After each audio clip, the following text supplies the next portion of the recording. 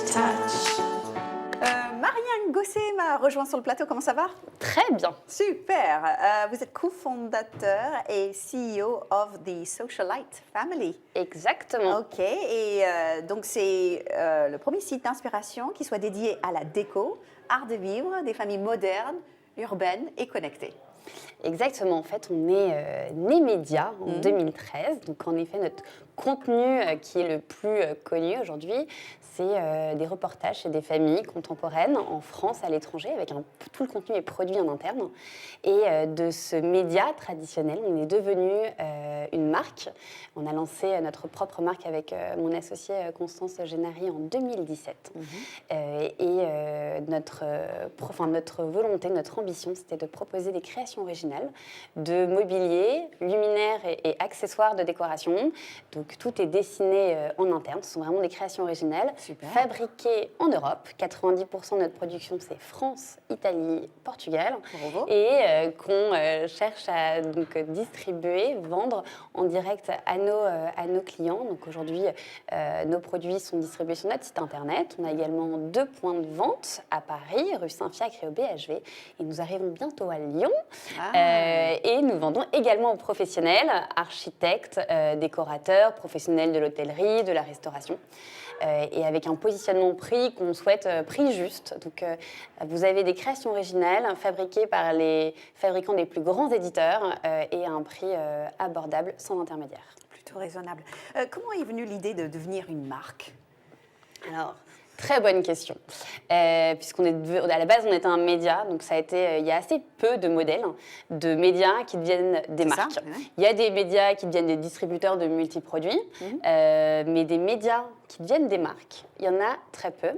Alors, cette envie, elle est venue d'une observation qui, pour nous, il manquait des choses entre ce qu'on peut trouver chez des acteurs plus mass market et les grands éditeurs. On trouvait qu'il n'y avait pas d'acteurs de référence dans la décoration luxe abordable, si je veux un peu tracer la big picture du marché de la déco. Il manquait certains produits. On avait aussi, et notamment mon associé Constance avait plein d'idées en tête de produits à créer, à imaginer.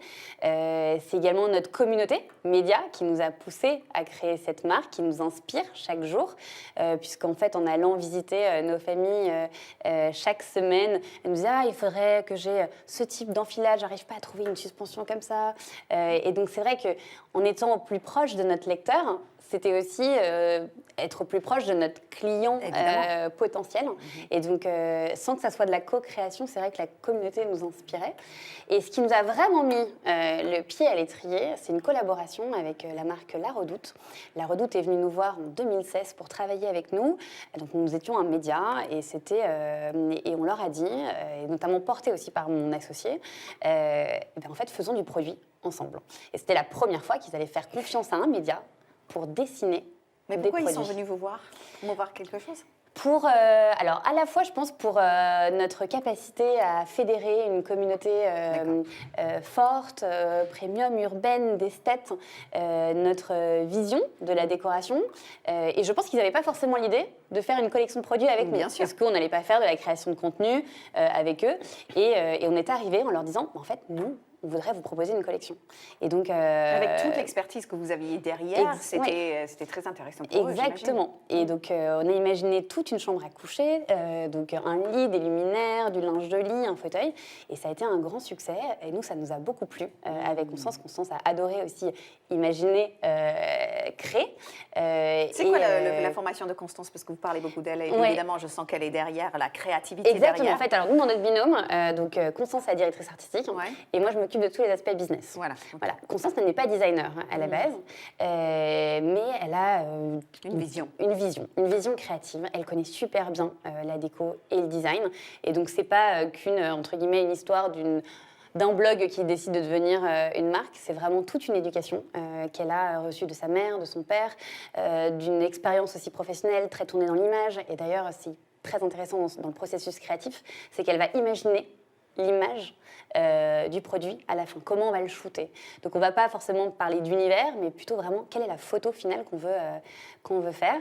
Il y a peu de monde qui ont cette vision-là, en fait, de comment ça s'insère dans une déco. Et si on avait tout ça, ce sera beaucoup plus facile, le processus de création, peut-être. Exactement. Et je pense qu'en plus, du coup, le pouvoir de notre marque, c'est aussi d'être une marque prescriptrice. Et au-delà de proposer des produits, c'est cette vision déco qui est très forte, je pense, chez The Socialite Family.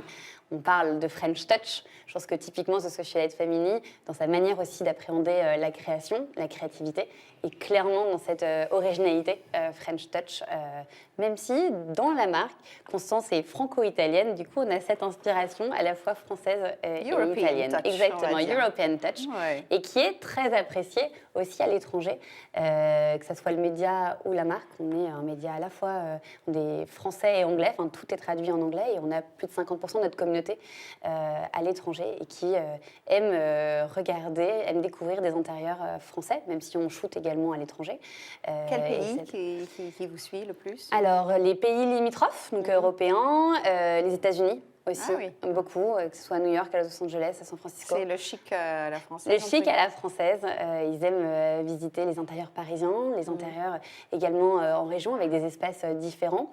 Bon, là, le Covid a un peu freiné nos shootings à l'étranger, mais là, on compte bien y retourner parce que c'est aussi hyper intéressant d'aller rencontrer des familles, des personnalités inspirantes à Bruxelles, à Londres, dans les pays nordiques, à Milan, puisque ça vient enrichir toute cette vision de la déco avec des espaces et des éducations différentes.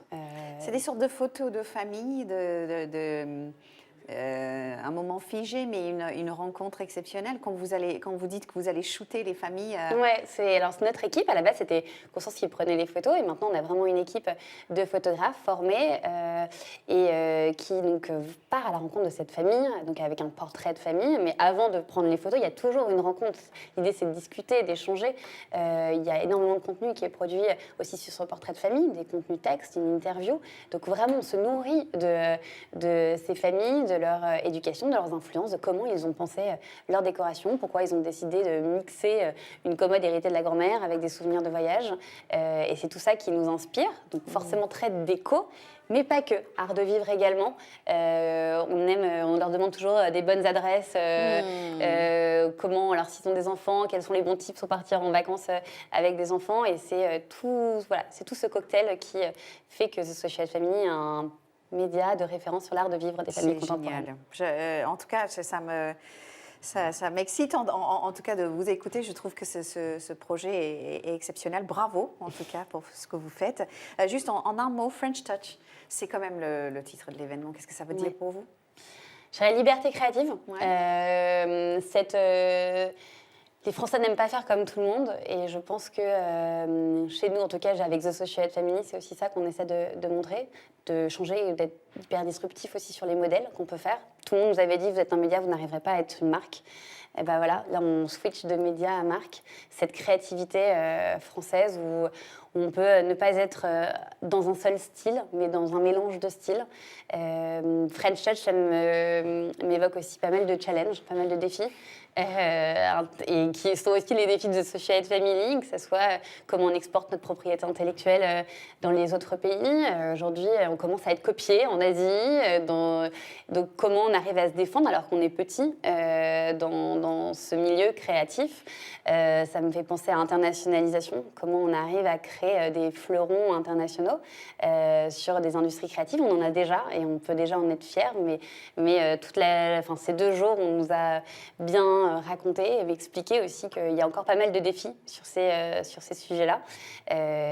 Donc voilà, donc je pense qu'il y a pas mal d'enjeux et c'est chouette d'avoir ce collectif, ce mouvement French Touch qui n'en est qu'à son début et qui va promouvoir ces industries créatives et aussi dans leur transversalité.